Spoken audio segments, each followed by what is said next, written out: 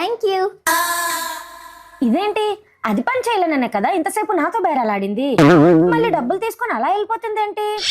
అయినా మనకెందుకులే, నాకే ఒక పని తప్పింది. అక్క టాటా. ఓయ్ ఓయ్ ఎక్కడికి వెళ్తున్నావు? షాపింగ్ వెళ్తున్నాను. మా కాలేజ్ లో ఫ్రెషర్స్ పార్టీ ఉంది, కొత్త అవుట్ఫిట్ తీసుకోవడానికి. అదేంటి ఇంట్లో అంత పని ఉందని చెప్పావు, ఇప్పుడు బయటకు వెళ్తున్నావు?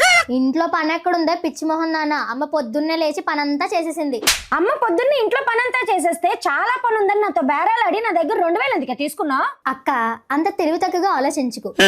నాకు షాపింగ్కి వెళ్ళాలి, 2000 కావాలంటే నువ్వు ఇస్తావా? అందుకే స్ట్రాటజీ యూస్ చేసా.